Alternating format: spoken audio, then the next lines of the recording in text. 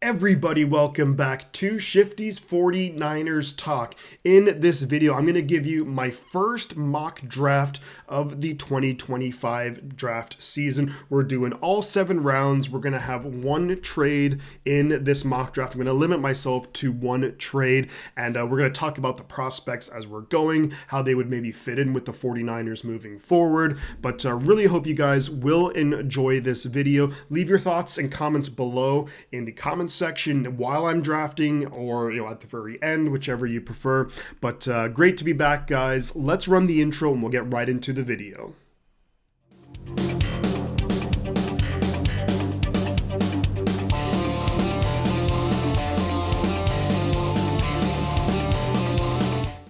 Alrighty guys, we are about to kick off our first mock draft for the 2025 draft season. Now, in this draft, we're going to be doing Pro Football Network's mock draft simulator. We'll do all 7 rounds, and I'm going to limit myself to just doing one trade. I don't want to do trades all over the place. Kind of gets a little bit more difficult to keep track of where things are. I am looking to do a trade though for sure, but I think some of the focus here, and we'll just get the draft started, is to really beef up the offensive line, the defensive line, and then maybe add some depth at some different positions of need. I'm looking kind of at the secondary, maybe tight end. We'll kind of see what comes up here.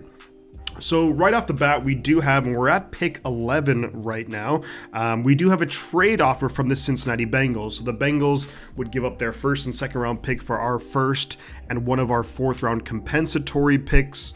The Green Bay Packers are willing to trade their first, second, and third farther down. So what I think I'm actually going to do here is I think I'm going to accept this Cincinnati Bengals trade. So we're going to move down from 11 down to 17, but we'll pick up an extra second round. And I think that's where there's so much talent available for the 49ers to immediately, boost this roster. And I don't know necessarily if the difference in talent from 11 to 17 is that big for the players that I think the 49ers will be targeting. So let's accept this trade.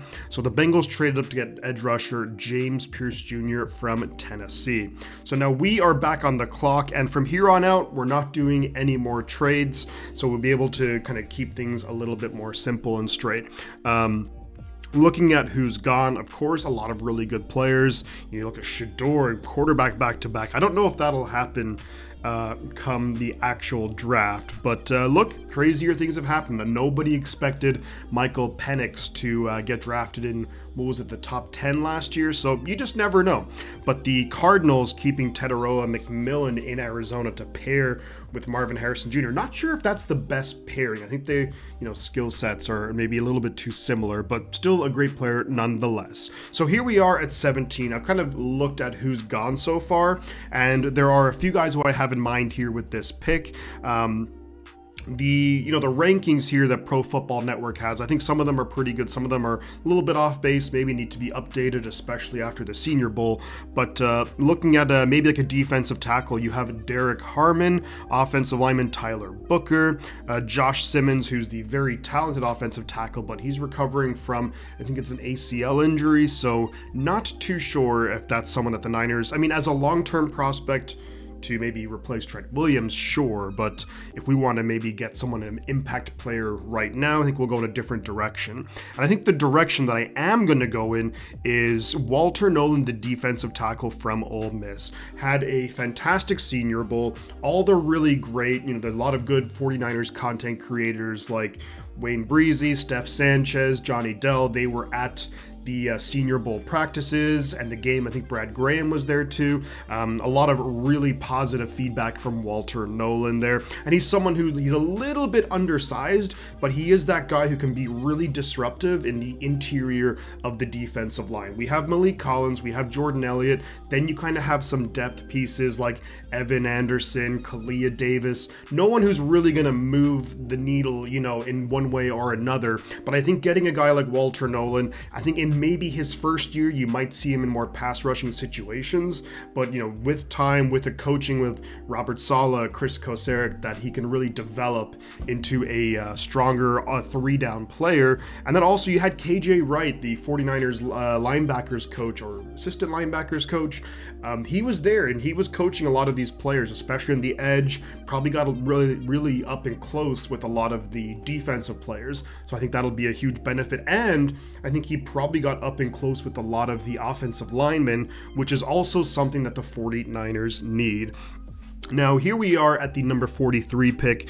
Mike Green went 42. I mean, if that actually happened, Mike Green, I think, is maybe a top half of the first round, maybe I don't think he'll fall past 20, but if he was there, let's say at 40, or I'm trading up, I'll be like, here's something, but whatever, because if you can pair Walter Nolan and Mike Green, that would be a dream. But here we are at 43, and it's one of those things where you want to, I think with the 49ers, we want to look at what I'm looking at here, because we have pick 43, and then we have pick 49. So I want to maybe get an offensive lineman here and potentially an edge rusher. You have guys like Leonard Floyd and Yetur Gross-Matos in the last year of their contract, Sam O, Robert Beal. Again, not really difference makers. Sam O is pretty promising, but I don't think he's someone who should maybe be like your edge number 4 guy. Then you look at a guy like Drake Jackson. I mean, he hasn't really played a ton the last couple of years, and you can't really just rely on him. So I think we'll need to upgrade the edge position. There's a couple of really good guys here. Princely Umanmielen, Ole Miss. Fantastic player, fits that mold, of what we would want, like super quick first step, but had a couple of character issues in college, wanting to fight fans, I believe, or maybe fans of the opposing team. He wanted to fight them or something like that. And not even just yelling from the field, but I think he wanted to meet them in the parking lot or something, which is not great, I would say. But what I'm more looking for here is maybe upgrading the offensive lineman.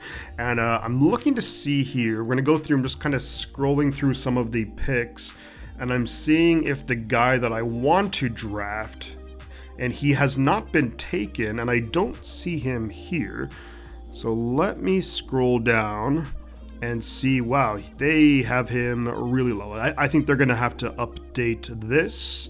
Oh, here we go. So we're going to take Gray Zabel, the offensive lineman from North Dakota State. The 49ers, we love our Senior Bowl players. We love our senior players. I'm just going to reject this trade, as we've already done our one and only trade. But Gray Zabel is the guy who played offensive tackle at North Dakota State, a college that has put out a number of really good offensive linemen over the last few years. And I think he'll kick inside, and that's really what he did a lot of in the Senior Bowl practices. I think he'll be a fantastic guard or center. Now, ideally, and I think in a perfect world, the 49ers can go out, get a guy like a Drew Dahlman in free agency. I think it would be a really good pickup, a great fit for the 49ers. He has that family history where it was his father, I think, Chris Dahlman, I believe, who played with the 49ers for his entire NFL career. I think there'd absolutely be links there to the franchise, and it would be a great move at a position of need. Shanahan, not really the guy to want to start a rookie at center because there's so many responsibilities there, but in the past, we've seen the 49ers go after veteran centers. So you look at Weston Richburg back in 2017, bringing in Alex Mack for 2021, and then Jake Brendel is a guy who, although he didn't really play a ton, he was in the league for a number of years. So I think if you were able to get a Drew Dahlman in free agency, then you put Gray Zabel at left guard, and suddenly your offensive line, I think, is looking way better than last season. And I do believe Gray Zabel, day one starter at left guard. I think for center, if that's what the position that we wanted him to play in, I mean, you could play him day one, but I don't know how comfortable Kyle Shanahan would be. I have a funny feeling that he would maybe lean a little bit more towards the veteranship of Jake Brendel, which I know, myself included, but a lot of Niner fans would not be super happy about. From our pick 43 down to 49, a few edge rushers and a few players. Jihad Campbell, he can kind of play that side linebacker position. He can rush the passer. Then you look at Donovan Ezaraku, Landon Jackson from Arkansas. Those are some really good edge rushers that could really benefit the 49ers. But let's see who we have available here for us. Kenneth Grant is still here. That is interesting. I really can't see that happening on draft day, but you never know what could happen.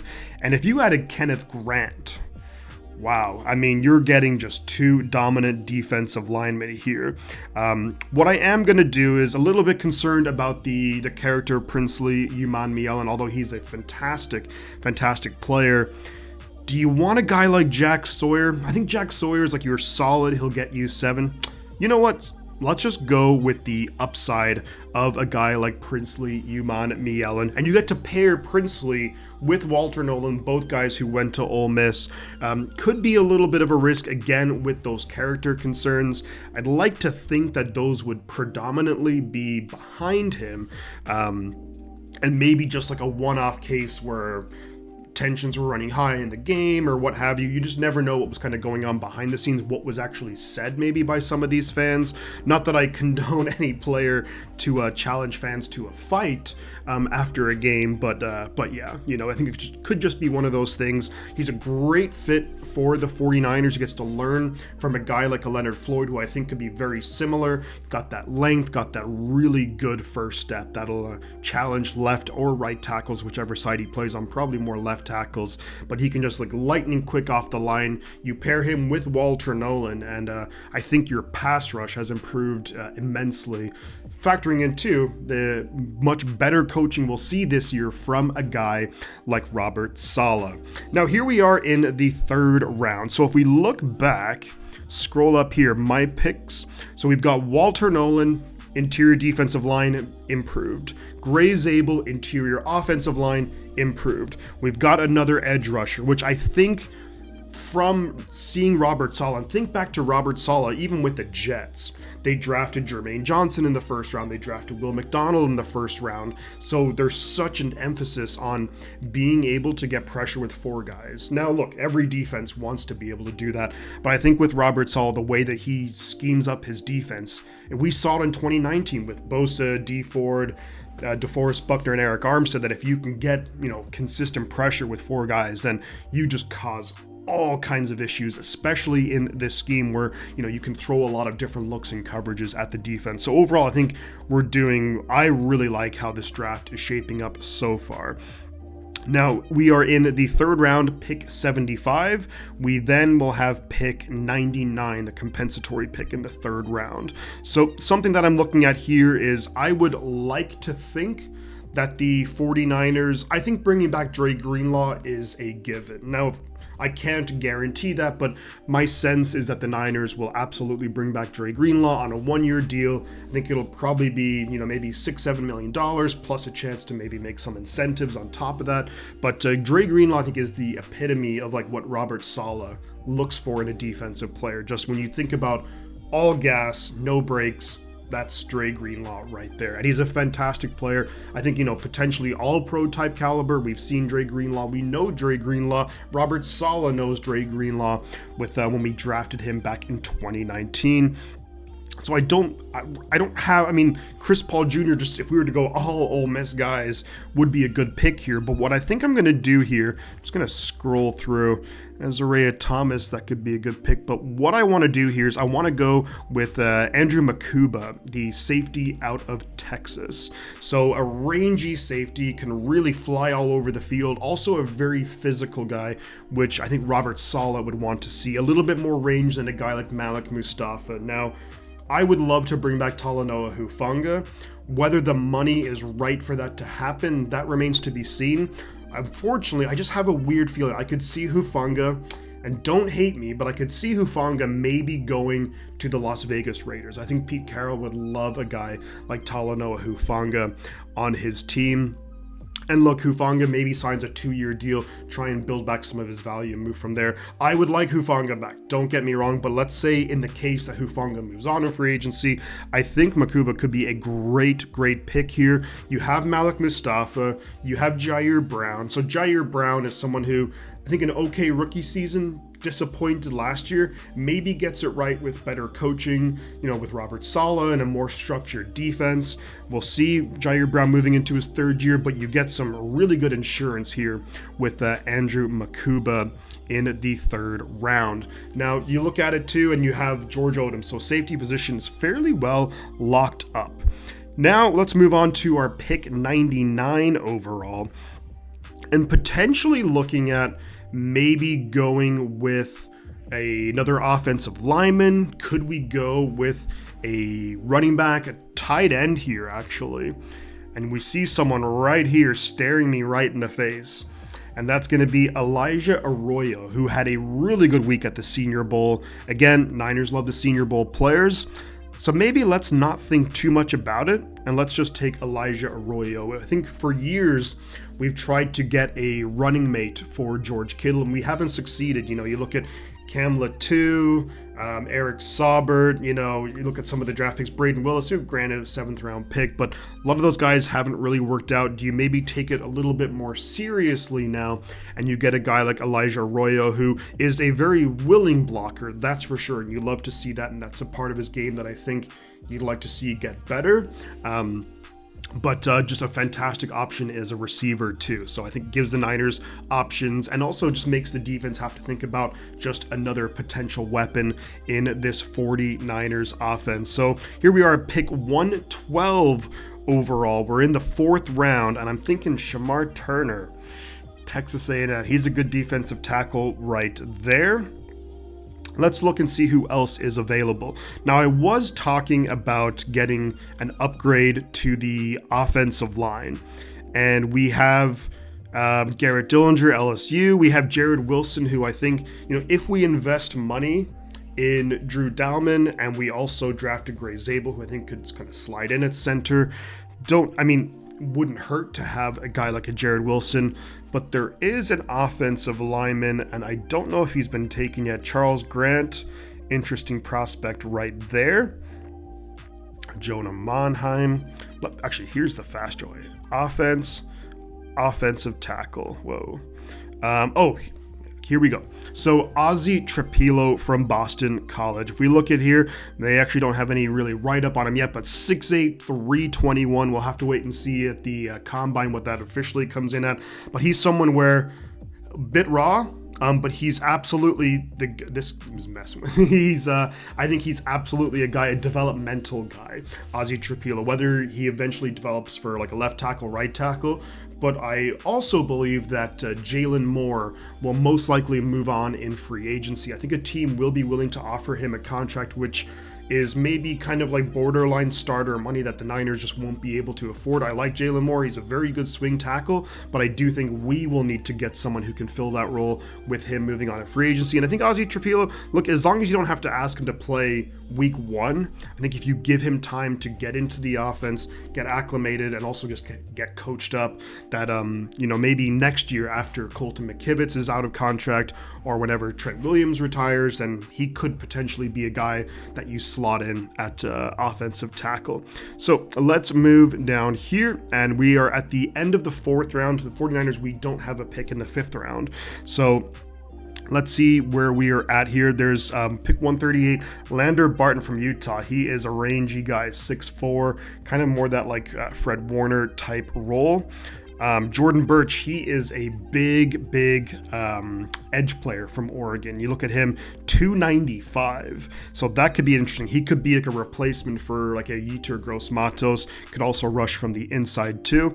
Trying to see, because we do have a need at cornerback. If you look at the cornerback position, we have Diamador Lenore, we have Renardo Green, 2 guys who I think are good starters. After that, I think you have Darrell Luter Jr., and beyond that, I don't know if we have anyone under contract. So trying to see, no one here that I'm crazy about, and I don't want to force a pick. So someone who I'm liking a lot probably is I'm thinking Jordan Birch here. So you love that versatility. Let's go Jordan Birch. You love the versatility. He can maybe on, in time, like on base downs as part of a rotation, maybe plays on the edge and he can help set the edge and be a good run defender. Jordan Birch then maybe kicks inside on pass rushing situations, but someone just with that size, it can be pretty hard to deal with that size and athleticism. And I think he had a really good last couple of years at Oregon. And we love our Oregon defensive linemen, of course, Eric Armstead and DeForest Buckner. So while we're waiting for our next pick, let's go back and see who we've taken so far. So we have quite a few players. So you look at Walter Nolan, Gray Zabel, Princely Umanmielen, Andrew Makuba, Elijah Arroyo, Ozzie Trapilo, and Jordan Birch. So we've definitely beefed up the defensive line a little bit, especially at edge. You look at the offensive lineman, I think you get someone who can start immediately on the interior. You got, I think, a long-term prospect at offensive tackle, and you also get some depth here at tight end, who I think could be a really good receiver and someone that the Niners would really love to have.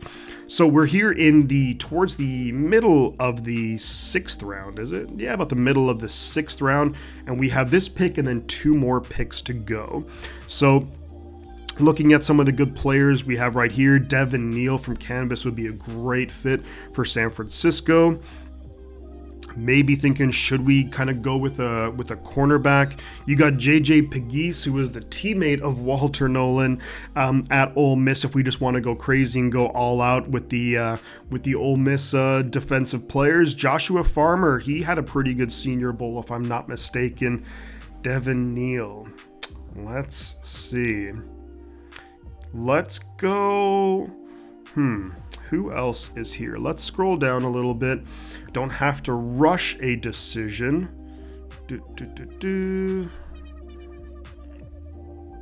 Let me see if he already went. Because Jackson Haas went to the Cowboys. Talk about your blocking tight end. And I think that if we were able to get Jackson Haas, he and Elijah Arroyo with George Kittle would be a pretty darn good and versatile tight end room. Jackson Haas is just a straight up blocking guy. But let's see. Where do I want to go here with tempted with some of these defensive tackles, but let's go with Devin Neal, the running back out of Kansas. Now, I don't think that running back is a need for the 49ers. Of course, you have Christian McCaffrey. I think Isaac Guerendo looked pretty good in his rookie year. You have Jordan Mason, who is an exclusive rights free or restricted free agent, so someone who we can keep around if we really want to. Maybe a team comes in and makes him an offer and we decide not to match, so we could get a draft pick in return there.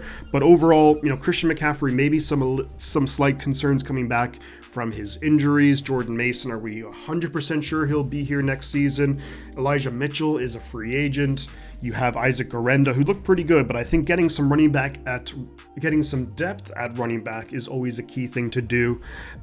We saw it last year, how many running backs went down for us. So here we are in the 7th round, and we have pick 228 and then pick 255, and then we are done. So I'm looking at maybe some depth at linebacker. And let's, O2 is still here. So Olawefemi Oladejo from UCLA. O2 just going to be a little bit easier to call him, I think. But a Sam linebacker for sure. Guy who can get after the quarterback. Had some pretty good moments, I think, at the Senior Bowl practice and game.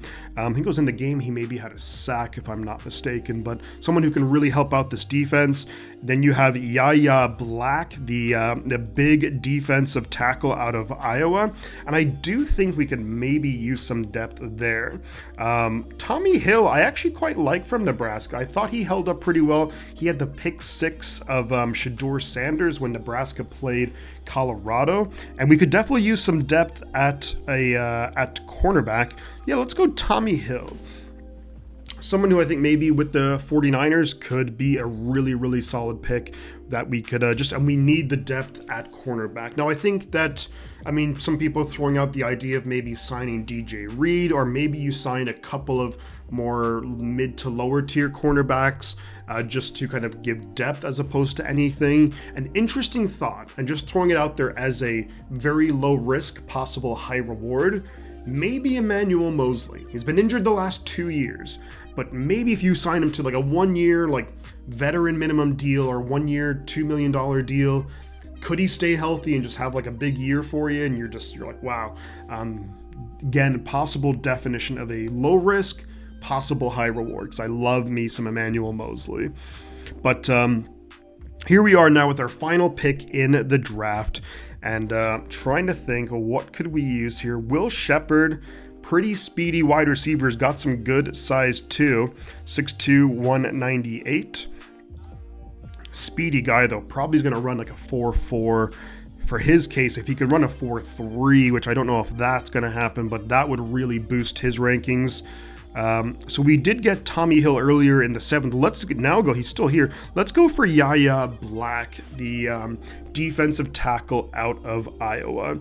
So here we have it, folks. Hopefully my camera's not blocking this, but let's go through my draft. And the goal of this draft, kind of said at the start, was let's get depth on the offensive line, the defensive line, and let's maybe get some really good talent at both of those spots, and then let's also get some depth at other positions. So I think when you look at Walter Nolan and then Yahya Black at the end, Walter Nolan, just a really good guy, really good player, again, undersized, 6'3", 290, being this 290s, maybe hit 300, guy who can get pressure on the interior, also pretty solid against the run, get some depth here. Then Yahya Black towards the end of the draft. Gray Zabel's going to come in, I think, immediately be your left guard, and I think he'll be a really good left guard for the 49ers. Princely Uman-Mielen, yes, slight character concerns, but also a guy who I think could have a massive career with the 49ers, playing opposite Nick Bosa, who's going to garner a lot of the attention. So will Walter Nolan now. In this scheme, I think Uman-Mielen would be an ideal guy to have opposite Bosa for the long term. Don't know if he starts this year. I think he would be more of a rotation guy. Leonard Floyd is probably your starter, but also you'd like to see him come in pass rushing situations. Makuba, I think, will be a great option to have if Hufanga moves on in free agency. Can also kind of play a little bit more of that single high safety. You let Malik Mustafa kind of roam around and just hit people. Elijah Arroyo, depth at tight end, I think a really good option right there. Could be a tight end number 2 his rookie year. We'll have to improve his blocking technique, but the really good thing is that he's a really willing blocker. It's not like he doesn't want to do it. I think with time he'll get better. Ozzy Trapilo, I think he'd be a guy who just, again, depth piece, long term, maybe is like your long-term right tackle in 2026 and beyond. If he really surprises, who knows, maybe left tackle. Jordan Birch, depth at edge for us, a really big player too, a really good size, and a little bit of a different look that we could throw at opposing offenses. Devin Neal, great fit for this Kyle Shanahan running scheme, with some maybe question marks about McCaffrey. Mitchell probably not coming back. Mason maybe back. We'll see what happens if another team wants to swoop in and try and get him. But so you want that depth at running back. Tommy Hill, I think a really solid cornerback for Nebraska, and he was like their number 1 cornerback there. Again, pointing out that really nice play, the pick 6 of Shedeur Sanders, and then Black to fill out the defensive line. So there you have it, guys. This is my first mock draft for the 2025 draft season. Of course, I'll be doing some videos where I'll talk about free agents, and I think with my next video, what I want to do is do the free agency period and then tie that in with doing a mock draft as well, so you get like a full almost mock off season. But there you have it, guys. Let me know your thoughts in the comments below. With the players that I selected, if there are guys maybe at similar positions that you would take instead, or if there are other positions of need that we should focus on, or even like free agent signings, throw all that in the comments. Let me know your thoughts, and great to be back doing some content for you. Love the draft season, and a lot of interesting things could happen here. But thank you very much, guys, for watching. I'm going to head out, but before I do, I'm going to say 2 things before I go, and that is the butt counts, and I'll catch you guys on the flip side.